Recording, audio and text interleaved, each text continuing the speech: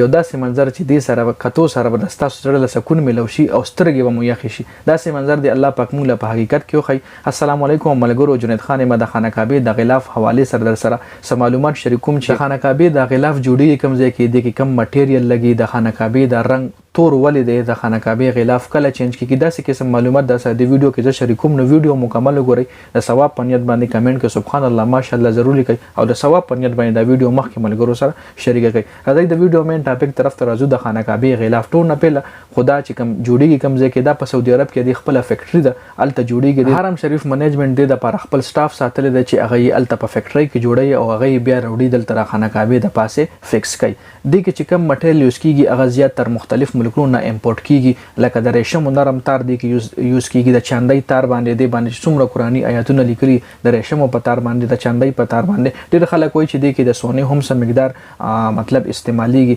د خانه کعبې د کم غلاف چې کم دی دا تقریبا 47 پیس را یوځي شي، 47 ټوکړې را یوځي شي او د خانه کعبې د غلاف ته جوړ شي. بل د خانه کعبې د غلاف چې کله چین شي نوې غلاف په ولګي زوړ چې کم غلاف وي کم ضعیف خو نه وي، خیر یو کال کې خدا نه ضعیف کیږي او بل داسې مټیریل نه استعماليږي، داسې مټیریل نه جوړیږي چې دې باندې ګوره څومره قسم موسم چینج کیږي، بارانونه پکېږي، نو دې مټیریل چې کوم وی ډیر مضبوط مټیریل او ډیر ښه مټیریل نه دا جوړیږي. مطلب هغه زوړ چې کوم غلافي کم خوازي زوړ غلاف چې کوم دی د حضرت عمر رضی الله عنه په ټایم کې به حضرت عمر رضی الله عنه دا چل کولو چې کله زوړ غلاف چې کوم هغه باغ زما کې خخول او یا به دا چل کولو چې څه حاجیانو ته به غلاف مختلف ټکړو کې تقسیم کو، سبه حاجیانو ته ورکولو او سبه غریب عوام باندې تقسیمولو. د حضرت عمر رضی الله عنه په ټایم کې چې کوم غریب خلکو ایله به پکې یو ټوکړه ورکا. اوس د سعودي عرب چې کوم کرن حکومت ته هغه د زوړ غلاف چې کوم دی دا مختلف حصو کې تقسیم کی او د مسلمان ملکونو بادشاہان چې کوم دی کم غړ عالمان دی هغه له گیفت کې ورکړي د سعودي عرب بادشاہ.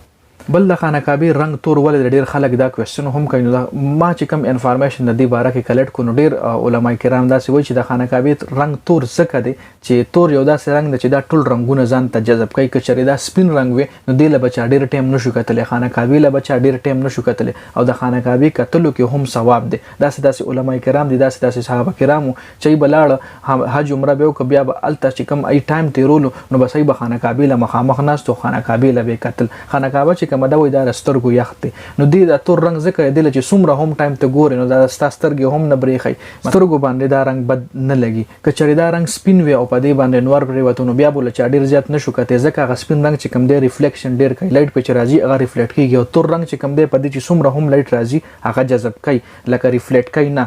نو دا په دې وجه باندې تور دی چې دی له ته څومره هم ګوري مطلب نو ستا سترګو له هم نقصان نه ورکوي. د الله پاک کارونه چې کوم دي زموږ د خوږ نبي حضرت محمد صلی الله علیه وسلم سنت طریقې چې کوم دي هغه کې ټولو مطلب مسلمانانو د لپاره فائدې دي. د الله پاک چې څه هم جوړ کړی دي، څه هم د الله پاک آیډیاز دي، څه هم د الله پاک سوچ دی، نو هغه کې د انسان فائدہ ده، هغه کې د انسان لپاره غټه فائدہ پرته وي. نو دا یو شارټ غونډه ویډیو و، امید درم چې ویډیو بر تاسو خوښ شي. ویډیو مخکې ملګرو سره د ثواب په نیت باندې شریک کړئ، کمنټ کړئ سبحان الله ماشاءالله ضرور کړئ.